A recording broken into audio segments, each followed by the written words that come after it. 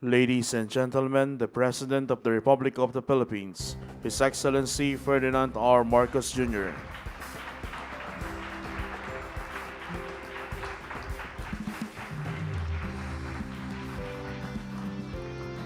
Today we shall witness the ceremonial submission of the Second Congressional Commission on Education, final report and turnover of the National Education and Workforce Development Plan.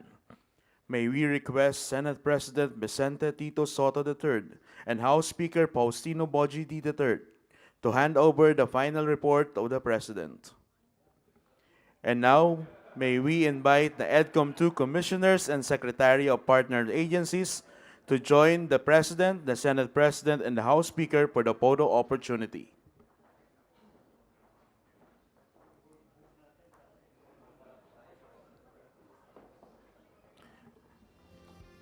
Please be seated for the remaining of the guests.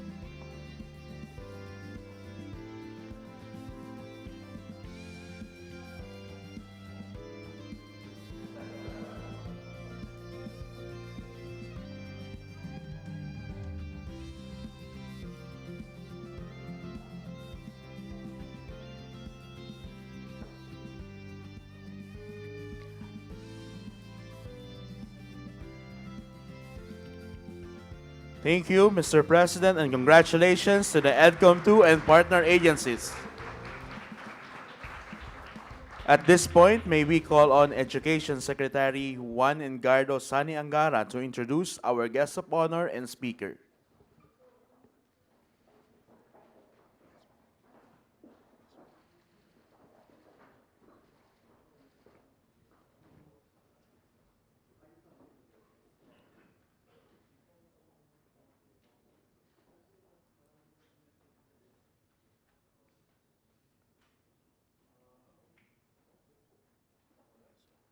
Ladies and gentlemen, the President of the Republic of the Philippines, His Excellency Ferdinand R. Romualdez Marcos Jr.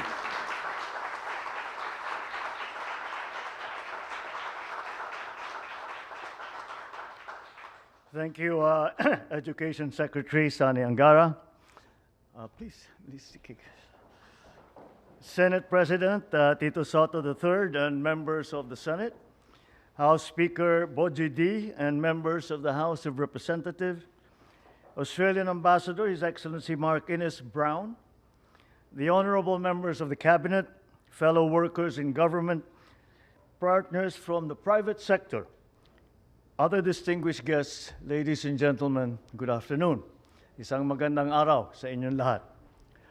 Today, I formally accept the EDCOM 2 final report and the National Education and Workforce Development Plan with a great sense of urgency and responsibility. These documents reveal where we have fallen short and what we must do to improve our educational system. The final report of the EDCOM 2, aptly named Turning Point, a decade of necessary reform, provides a clear picture of the learning crisis that our education system needs to overcome. The report includes the NatPlan, which offers us a 10-year plan to address the learning crisis that can be solved if we act in unity and with determination and with consistency. Ladies and gentlemen, this report shows us that we must think beyond the present, beyond my administration and current leadership, local leadership terms. It calls on government, educators, industries, and communities to improve our educational system into one that will prepare every Filipino to meet the challenges of our time. From the start of this administration, we have worked consistently with the EDCOM 2, listening, coordinating, aligning our reforms with their recommendations. Throughout these past years, we have focused much on our efforts on addressing learning gaps and the damage caused by the pandemic to our children's education and the continuing cost that we are paying because of climate change. We revised our basic educational curriculum, making it learner-centered, skill-focused, and decongested. To ensure that our teachers are focused on implementing this curriculum, we filled teaching and non-teaching positions and pursued the expanded career progression system. We also energized more schools and provided computers and internet connectivity. This year, we approved a national budget with the largest allocation for the education sector, amounting to 1.3 trillion pesos.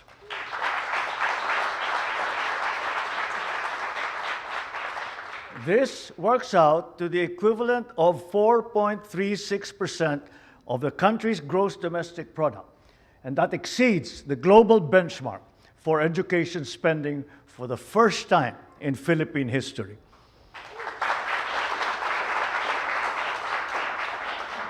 Through this budget, we can hire more teachers, reduce their overall workload, implement learning recovery in reading, math, and science, expand school-based feeding programs, and construct more classrooms, further improving our educational system. We are also strengthening yakap caravans of the Department of Education and of PhilHealth. This ensures that our learners and school personnel can have direct access to primary care benefits. Furthermore, we are allotting more than 182 million pesos in a 2026 budget specifically for scholarships in master's degree, for guidance counseling, psychology, other specializations. We likewise have expanded access to technical vocational education and training through scholarships.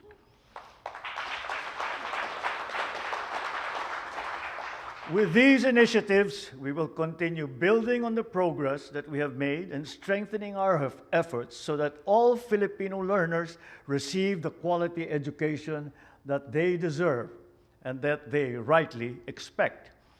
At this point, I thank the commissioners, the secretariat, all the partners who gave their time and expertise to this undertaking. Mga kababayan, ito na talaga ang ating turning point. Panahon ng reforma upang masigurong walang Pilipinong maiiwanan sa bagong Pilipinas. Asahan ninyo na ipagpapatuloy natin ang nasimulan at pagagandahin pa ang sistema ng edukasyon. Maraming salamat po sa inyong lahat. Magandang gabi po. Thank you, Mr. President. That concludes our program. Thank you, Mr. President, for gracing us tonight.